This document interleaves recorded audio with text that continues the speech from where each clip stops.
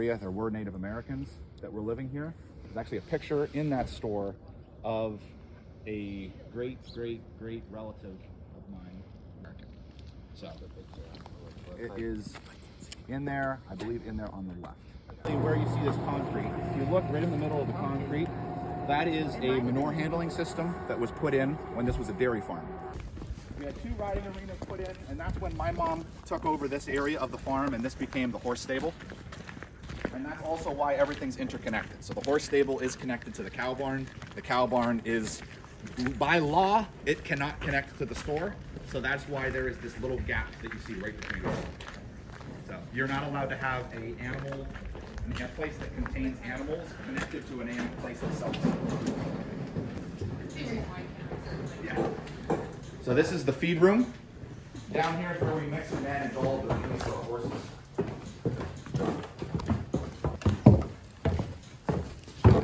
If you have any questions, feel free to ask. This is also pretty new. We used to feed small square bales, so that's why the roof is a lot higher here than everything else. This room would hold about 900 small square bales. We'd have to fill it about 4 times a year. So we always needed lots of hay. We feed them twice a day, once in the morning and once in the evening.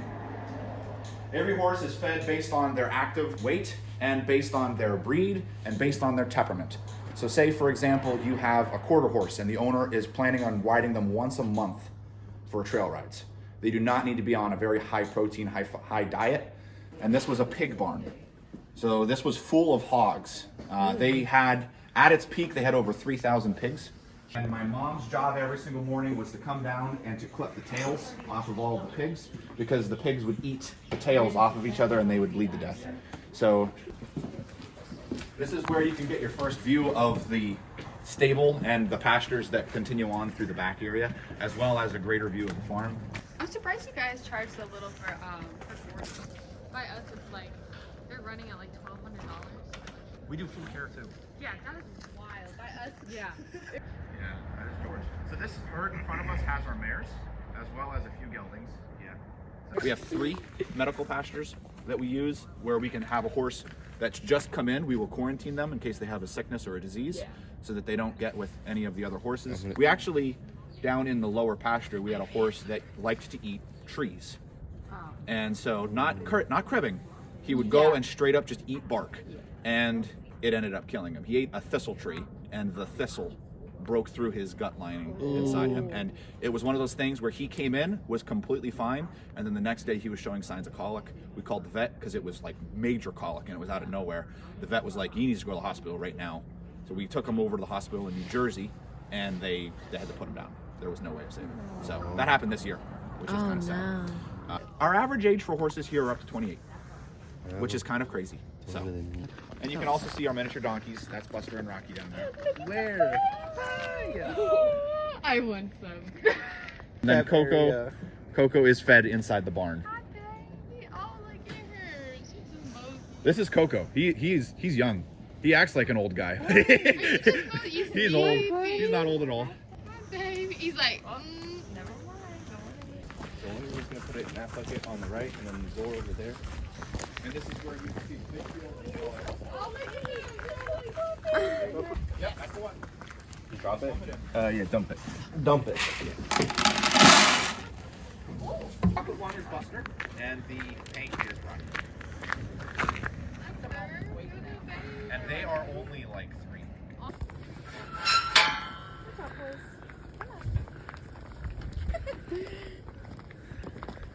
Hi, buddy.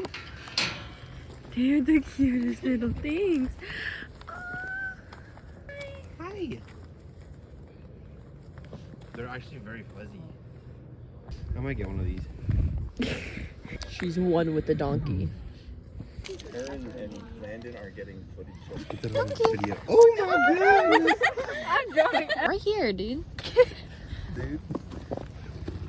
Very nice. You're so fluffy, aren't ya? That's Diego. He's got to lead Diego in. The rest of them all know where they're going. So the paint is George. The spot of the saddle horse. Here is his champ. Yours already went in. That's Ava. Actually? That's Ava. No. So it's actually EWA. Their least intelligent horse. Oh, poor guy. So me as a horse. Bella and Jack. Bella currently has a little bit of a foot injury. She's on penal view zone, and that's why she's limping. Jack is just a hog and will not come in because he's going to eat as long as possible. Little frozen.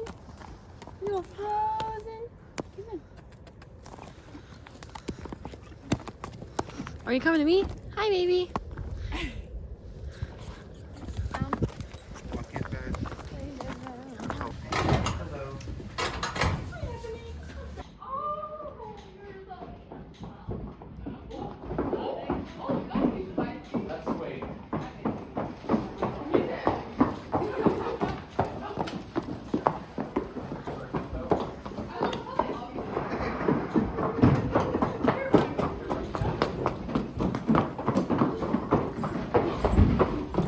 Oh, he's big.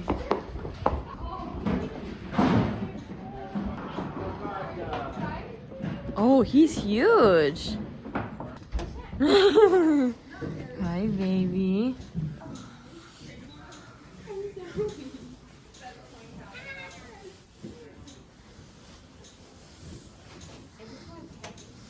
This guy is crazy huge. He's trying to like bite you. Stop it. You got mud all over you, don't you? Dirty boy. He's dirty. You're dirty, yes you are. He's like, let me eat you. He's trying to eat. You got it. Ew.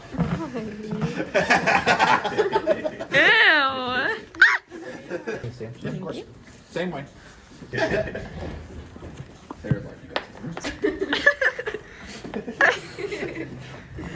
His ears are so big. They are. Can I touch your ear? Can I touch it? I want to touch him. Yeah. Oh, guys, I'm touching the ear. It doesn't look real. It's frozen. An owner or down to squeeze on Jasmine's face. Your face.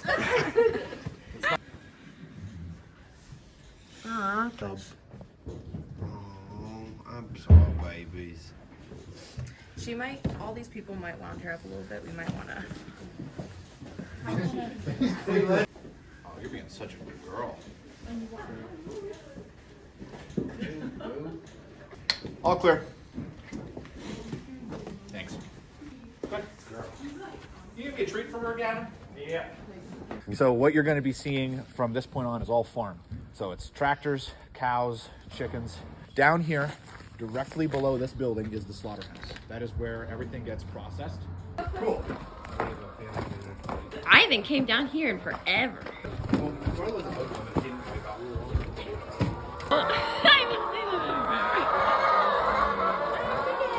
Which one?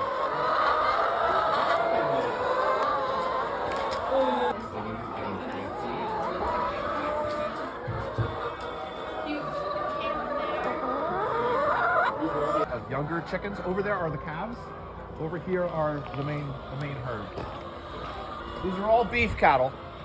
And there's where the cats are, sunning themselves in the morning. Oh, look at the kitties. Hi, baby. Hi, baby. Hi, baby. Hi. She's got like a brown and like eating all these weird colors. Like that, huh?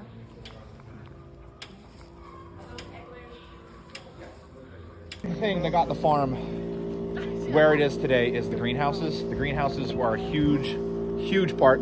Down here are 3 greenhouses. At the very top of the farm is the germination greenhouse where all the vegetables and flowers start. They then get transferred down into these lower 3, and then these 3 down here. All of these in the springtime will be completely filled, like entirely filled with flowers and vegetables, every single one, and they all sell out What would you say, Megan? June? Yeah. People come here all the time. Mother's Day is the biggest day of the year for the farm market because everyone comes to buy flowers. The next biggest thing that they have now is beef, which is growing. We have a little over 60 head of cattle that we take care of, and then vegetables, of course. So now we'll show you the calves. Over here is where they have the calves. These are friendly. Why is he doing his stuff? Hi, 51. Bicycles going off his farm? Oh my goodness.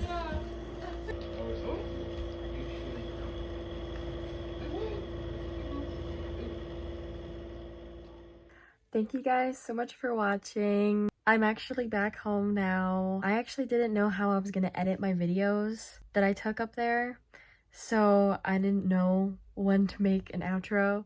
So I wasn't able to make an outro for this video, so I'm making it now.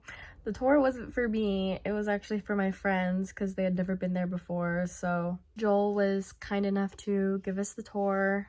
And I stayed there for a week, so I also helped make cookies, and that is my next video. We made dozens and dozens and dozens of cookies.